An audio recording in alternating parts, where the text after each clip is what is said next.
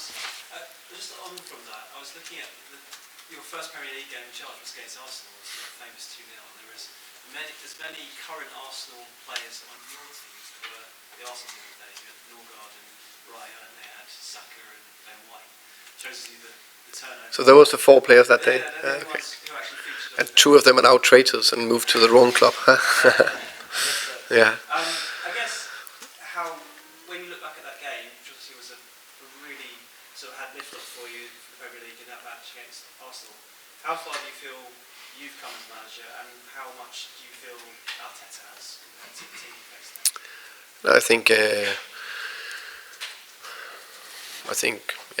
Arteta is a good manager. I think he's one of the managers you respect all the phases of the game, which I always said in that aspect. As you say, that was a special game. It was his first game in the Premier League. Is a day I'll never forget, because that's, we started for every Brentford fans was unique.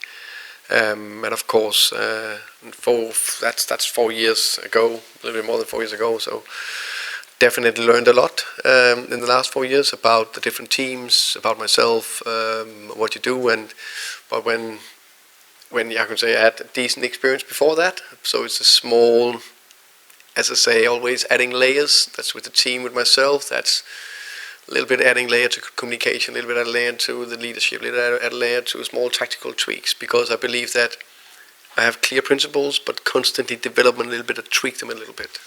That's probably the learning.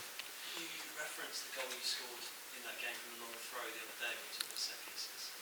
Rasmus Ankersen was really happy because he was all about long throws. I mean, when you were talking about that, you spoke about how the bigger clubs, with respect, have taken on the focus on set pieces, and Arsenal was clearly one of those. Do you think that day that was a big moment for them, watching them you score that goal against them? Arsenal? Oh, I don't know. I've seen Arteta's been quoted for him always being interested in it for a long time. So that I don't know. But I'm pretty sure that the bits we've done at Brentford inspired a lot of clubs to focus even more on set pieces. And it is quite interesting that this year I go from Brentford to Tottenham. The spike in focus on set pieces for all the teams, like even more especially in long throws, it's like crazy. It seems like everyone are very, very focused on it, which we should be. It's a third of our goals. So why not be very good in that phase and very good in high pressure, and we need to be good in many phases. And just lastly, 2 things. One, is Archie Gray actually available to play if he trained?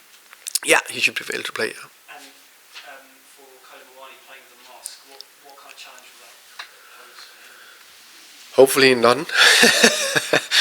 He trained with it the last 4 sessions. So yeah, he looks fine. He can move. That's fine. Yeah. Hi.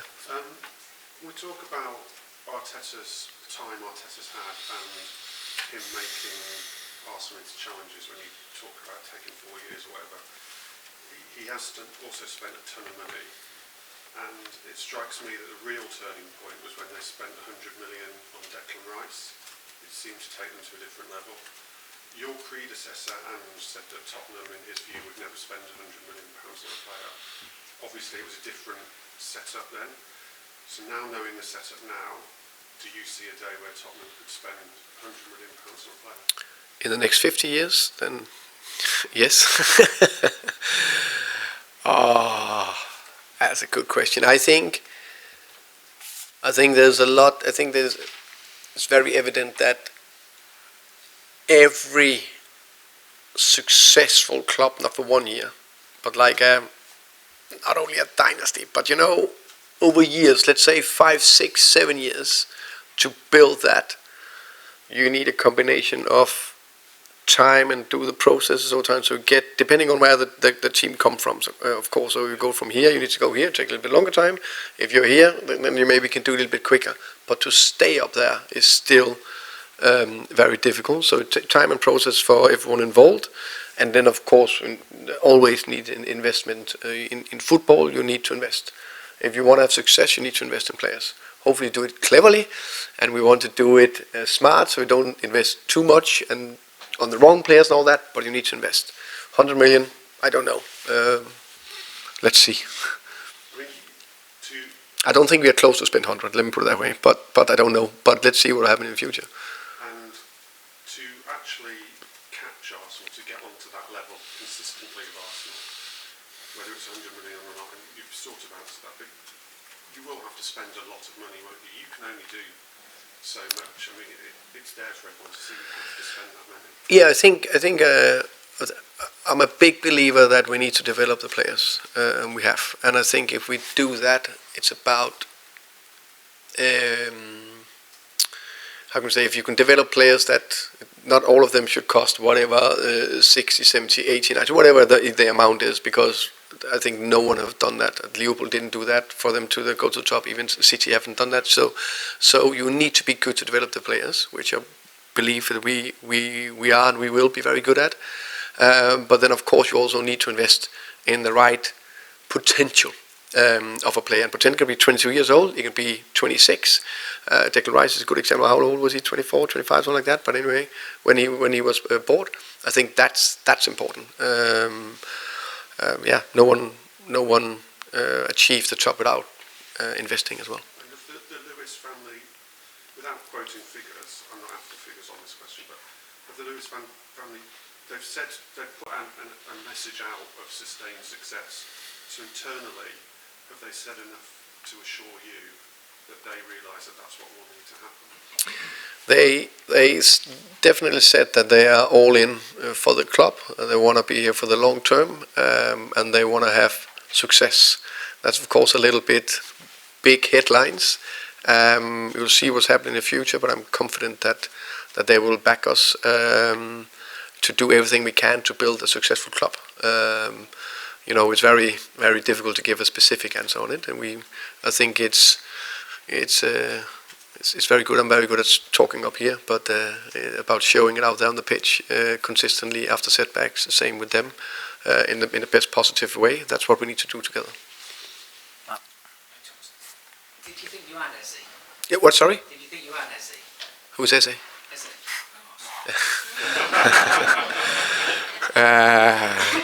Very good player. He plays for Arsenal, a team we want to beat on Sunday.